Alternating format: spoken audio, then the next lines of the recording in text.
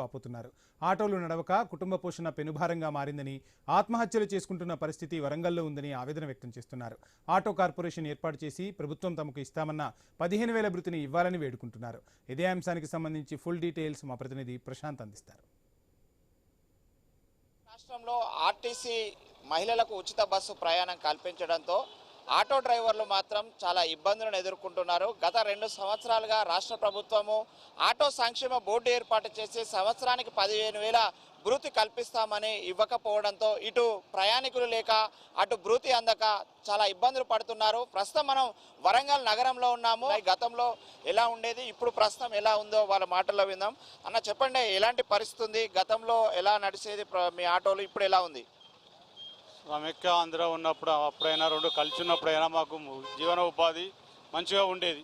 వాళ్ళే వచ్చి direct auto మాట్లాడుకొని పోయిన రోజులు పోయి ఇప్పుడు మేమే అమ్మ అయ్యా అనుకుంటూ వారి దగ్గరికి పోయి అడిగినా కూడా మా మాట వినకుండా పోయే పరిస్థితులేనాయి. ఈ వచ్చిన మళ్ళీ రేవంత్ రెడ్డి ప్రభుత్వం అయినా ఈ కాంగ్రెస్ ప్రభుత్వం అయినా ప్రభుత్వం మారితే వస్తుందేమో అనుకొని ఆశపడి ఈ ప్రభుత్వానికైనా చేస్తే ఈ ప్రభుత్వం వచ్చి బస్సులు ఫ్రీ పెట్టి లేడీస్కు ఇటు రాపిడ్ పెట్టి రాపిడ్ వల్ల ఇటు బస్సుల వల్ల మాకు అసలు రోజుకు 400-500 దొరకాలంటే కూడా ఈ బస్ స్టాప్ ముందర కాపులా కాసుకుంటూ గుచ్చపోలే లెక్క అమ్మ అయ్యా అని ఆడుకునే పరిస్థితి లెక్క ఏర్పడుతుంది. కాబట్టి మాకు దయచేసి మాకంటూ ఆటో డ్రైవర్లకు ప్రత్యేకంగా ఏదైనా ఒక రూపకల్పన చేసి మాకు ఉపాధి కల్పిస్తే బాగుంటుంది అనేది ప్రభుత్వాన్ని వేడుకుంటున్నాం. డీజిల్ రేటు పెరిగింది కానీ మీ ఆటో ఛార్జీలు పెరగడం లేదని కూడా చెప్తున్నారు. దాని మీద గత కొన్ని సంవత్సరాలుగా 20-25 సంవత్సరాలుగా గద్దె రేట్లు ఉన్నాయి. డీజిల్ అప్పుడు 40-45 రూపాయలు ఉన్నప్పుడు మాకు 5 రూపాయల టికెట్ అయినా కూడా మేము మినిమం 400-500 చేసుకొని ఇంటికి పోయేసరికి మా పిల్లలు మా భార్య పిల్లలు మంచి చూసుకుంటూ జీవనం కొనసాగించినాం. తెలంగాణ ప్రభుత్వం వచ్చినప్పుడు కానుంచి వెళ్ళి ఆటో డ్రైవర్లు అన్న పరిస్థితి ఎలా ఉందంటే నీళ్లు లేకుండా చాప ఎట్లా గిలగిల కొట్టుకుంటుందో అట్లా రోడ్ల మీద కొట్టుకుంటూ ఉన్నాం. దయచేసి ఇప్పటికైనా గత ప్రభుత్వాల వాళ్ళు మాకు ఏమన్నారంటే మీకు మా ప్రభుత్వం రాగానే మీకు అన్ని విధాలు ఆదుకుంటాం అని చెప్పి అట్లనేసరికి మేము అందరం వీళ్ళకు ఓట్లు మా తరఫున మా ఫ్యామిలీ తరఫున అందరూ టోటల్ మనం ఆటో ప్యాసింజర్లు ఎక్కిన వాళ్ళకు కూడా చెప్పి మేము ఓట్లు నుంచి గెలిపించుకున్నాము.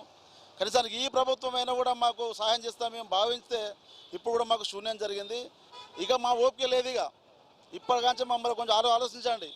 ఆలోచించుకోవడం మాత్రం రానున్న రోజుల్లో మాత్రం తక్షణం తప్పదిగా మూల్యం చెల్లించుకోవాలి, కంపల్సరీ తప్పదిగా.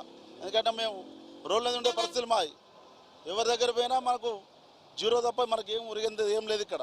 దయచేసి మీరు మా ఆటో కార్మికుల గురించి ఆలోచించండి, మాకు ఏమన్నా సహాయం చేయండి, వాళ్ళకి స్కీమ్లు పెట్టండి, మేము దాంట్లో పాల్గొంటాం అనే విధాలు మేము మీకు సహకరిస్తాం.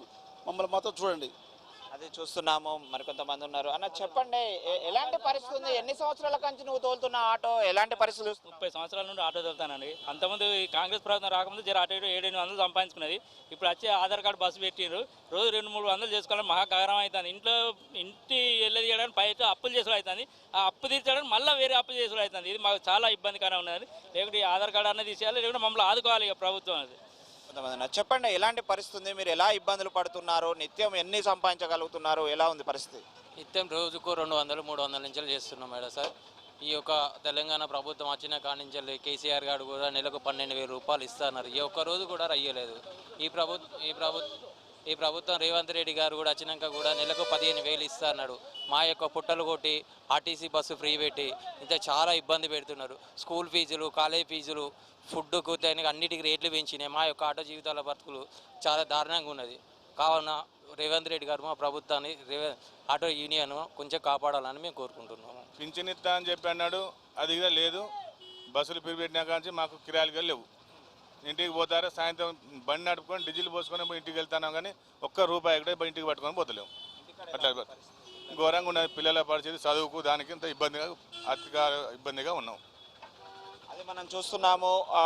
ఉదయం నుంచి సాయంత్రం వరకు ఎంతో కష్టపడి వెళ్తే కనీసం ఆటో డీజిల్ కూడా వెళ్ళడం లేదు. ఇంటికి వెళ్ళాక పిల్లల చదువులు, వాళ్లకు ఏం చేయాలనే అప్పుల పాలవుతున్న పరిస్థితి అయితే ఉందని చెప్పేసి ఆటో డ్రైవర్లు చెప్తున్నారు. ఇప్పటికైనా రాష్ట్ర ప్రభుత్వము 0 టికెట్లు పెట్టి మహిళలను ఉచిత ప్రయాణాలు చేస్తున్నామని చెప్తున్నప్పటికీ ఇటు ఆటో డ్రైవర్ల జీవనం మాత్రము దెబ్బతింది పూర్తిగా.